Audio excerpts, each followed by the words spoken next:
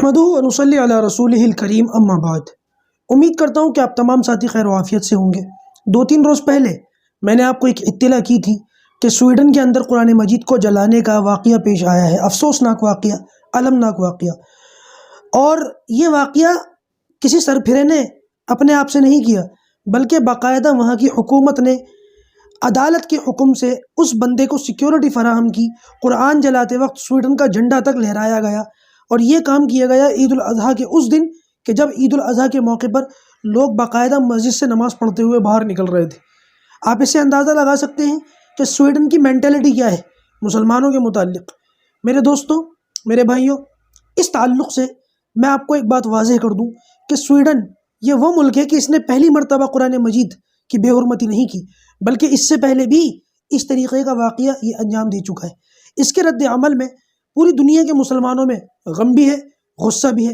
پتہ یہ چلا کہ بغداد کے اندر جو سویڈن کا، جس کو دوت آواز کہتے ہیں یا امبیسی کہتے ہیں، اس پر باقاعدہ وہاں کنٹرول کیا گیا بغداد کے مسلمانوں کی طرف سے، اور وہاں پر بغداد کا جھنڈا لہرا دیا گیا۔ اسی طریقے سے انڈونیشیا کے اندر ایک واقعہ سننے کو ملا کہ سویڈن کی اس نفرت بھرے کام کے اوپر انڈونیشیا کے مسلمانوں نے ایک کام یہ کر کے دکھایا کہ انہوں نے نفرت کا کام کیا، ہم تمہیں نفرت کا جواب محبت سے دیں گے۔ اور انڈونیشیا کے اندر سویڈن کی امبیسی کے باہر کچھ نوجوان بیٹھ گئے اور باقاعدہ قرآن مجید کو تلاوت کیا، بلند آواز سے پڑھا۔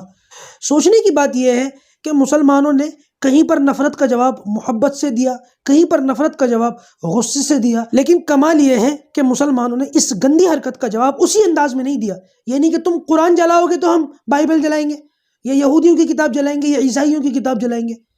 اللہ کا فضل ہے، اتنے غم و غصے کے باوجود مسلمانوں نے ایسی کمزرفی کا ثبوت نہیں دیا، بلکہ آج تو چھوڑیے، آج تک مسلمانوں کی تاریخ میں کبھی ایسا کوئی واقعہ پیش نہیں آیا کہ کوئی مسلمان جواری، شرابی، بد سے بدتر، بے عمل سے بے عمل کھڑا ہو اور کسی کی گرنتھوں کی، کسی کے مذہب کی کتابوں کو اٹھا کر کے اس کی بے حرمتی کرنا شروع کر دے۔ آج تک ایسا نہیں ہوا۔ کیوں؟ کیونکہ مسلمان جانتا ہے کہ یہ جو کتابیں ہیں، اگرچہ ان میں تبدیلی ہو چکی ہے، لیکن یہ وہ کتابیں اللہ تبارک و تعالیٰ کی طرف سے ایک نہ ایک موقع پر نازل ہوئی تھیں۔ اس میں گزشتہ پیغمبروں کے واقعات، ان کے نام موجود ہیں، ہم ان کا احترام کرتے ہیں، ہم ان پر ایمان لاتے ہیں، ہم ان کی بے حرمتی کبھی نہیں کر سکتے۔ جبکہ یہ لوگ اچھی طریقے سے جانتے ہیں کہ جس قرآن مجید کو آزادی اظہار رائے کے نام پر یہ جلا رہے ہیں، اس کتاب کے اندر نبی کریم صلی اللہ علیہ وسلم سے زیادہ حضرت موسیٰ علیہ السلام کا ذکر موجود ہے، حضرت عیسیٰ علیہ السلام کا ذکر موجود ہے۔ نبی کریم صلی اللہ علیہ وسلم کا اس کتاب کے اندر نام صرف 4 مرتبہ محمد اور 1 مرتبہ احمد آیا ہے، جبکہ عیسیٰ علیہ السلام کا مبارک نام اس میں 25 مرتبہ آیا ہے، اور عیسیٰ علیہ السلام کا نام 30 میں سے 28 سپاروں کے اندر آیا ہے۔ آپ اندازہ لگا سکتے ہیں کہ اس کتاب کے اندر خود ان کے نبیوں کا نام ہے، اور یہ جانے انجانے میں ان انبیاء کے ناموں کی اور ان کے واقعات کی توہین کرتے ہیں۔ اور یہ نبی کریم صلی اللہ علیہ وسلم کی صداقت کی دلیل بھی ہے۔ آپ صلی اللہ علیہ وسلم کا اگر یہ کتاب اپنی طرف سے ہوتی، اپنی جانب سے لکھی ہوتی، تو اس کتاب کے اندر حضرت علی کا ذکر ہوتا، حضرت فاطمہ کے نام سے صورت ہوتی، حضرت حسین کے نام سے صورت ہوتی، حضرت حسن کے نام سے صورت ہوتی۔ آپ دیکھیں قرآن مجید کے اندر صورتیں کن ناموں سے؟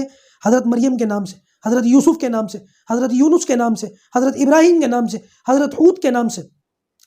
جو شخص اپنی طرف سے کتاب لیتا ہے، جو شخص اپنی طرف سے دنیا کو کتاب دیتا ہے، اس کی سوچ یہ ہوتی ہے کہ لوگ مجھے سمجھیں، میرے گھر والوں کو سمجھیں، مجھے جانیں، مجھے پہچانے، میں مشہور ہو جاؤں۔ وہ اپنے اور اپنے گھر والوں کے تذکرہ اس میں کرتا ہے، ان کے نام سے چیپٹر رکھتا ہے، جبکہ قرآن مجید کے اندر نبی کریم صلی اللہ علیہ وسلم نے ایسا کوئی کام کر کے نہیں دکھایا۔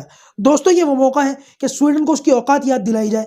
مسلمانوں کو پوری دنیا کے اندر ایک جٹ ہو کر اتحاد کا ثبوت پیش کرنا چاہیے، اور سویڈن کے جتنے پروڈکٹس ہیں، جتنے بھی معاملات ہیں، ان سب کو بین کرنا چاہیے اور ان سب کا بائیکاٹ کرنا چاہیے، تاکہ ان لوگوں کی جب مارکیٹ ڈاؤن ہو تو ان کو ان کی اوقات کا پتہ چلے۔ اور میں آپ کو کئی بار کہہ چکا ہوں کہ یہ اتنے مضبوط لوگ نہیں ہیں کہ اگر ان کی مارکیٹ گرتی ہے تو یہ مادہ پرست لوگ ہیں، اور جب ان کے مادے پر ٹھوکر لگتی ہے تو ان کو ان کی نانی یاد آ جاتی ہے، اور یہ گھٹنوں کے بل بیٹھ کر دنیا کے سامنے اپنی جو ہے بے ادبی کے لیے معافی بھی مانگتے ہیں، اپنی ان گستاخانہ حرکتوں کے لیے شرمندگی کا بھی اظہار کرتے ہیں۔ بہرحال یہ وہ موقع ہے کہ مسلمان مل جل کر کے اتحاد کا ثبوت پیش کریں، اور سویڈن کے ہر پروڈکٹس کو انٹرنیٹ کے اوپر سرچ کریں، اور جتنی چیزیں سامنے آتی ہیں سب کا بائیکاٹ کریں۔ اللہ تبارک و تعالیٰ اس موقع کے اوپر مسلمانوں کو ثابت قدم فرمائے۔